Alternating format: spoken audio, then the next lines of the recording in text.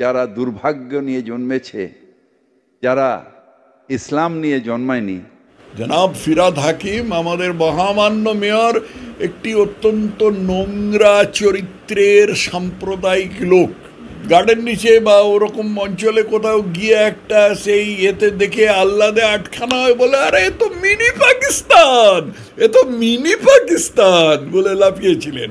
এবার বলছেন যারা আল্লাহর কাছে, যারা ইসলামে জন্মায়নি তারা কত দুর্ভাগা।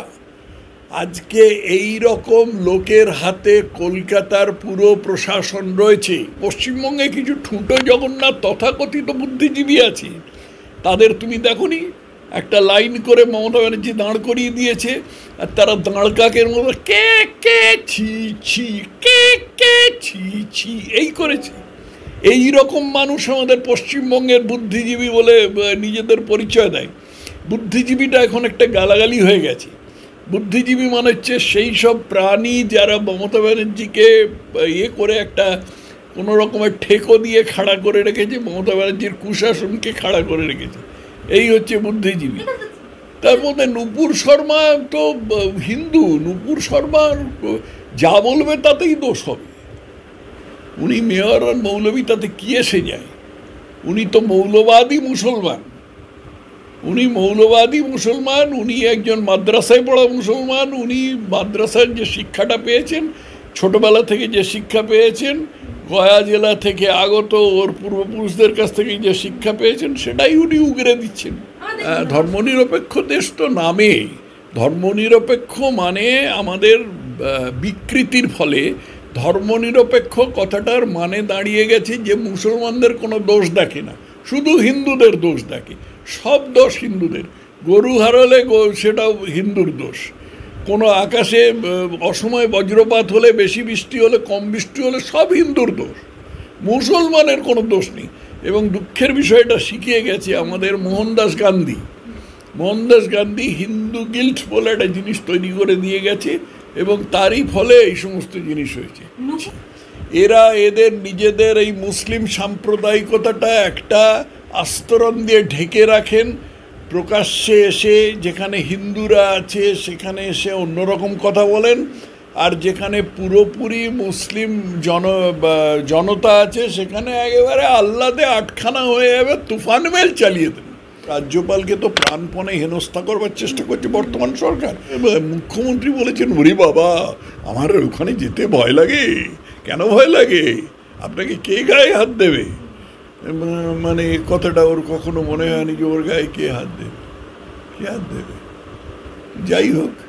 যাই হোক উনি বলেছেন, রাজ্যপাল মানহানির মামলা করেছেন, এবার দেখা যাক রাজ্যপালের হাতে আর কি উপায় আছে। আর তো কিছু উপায় নেই।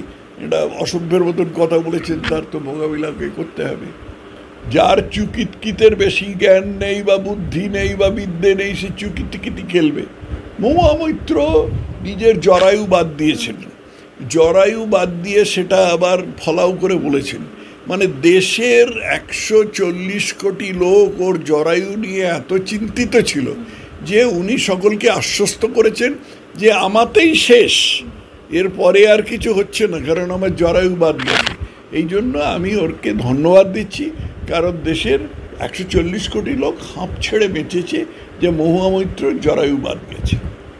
কান খুলে শুনে নিন দর্শকরা, আজকে এরকম একটা লোকের হাতে কলকাতার পুরো প্রশাসন রয়েছে। ইতিহাসের পাতা খুললে দেখা যাবে এরকম একজন ছিল, তার নাম এস.এন. উসমান। 1946 সালে কলকাতার মেয়র ছিল এস.এন. উসমান।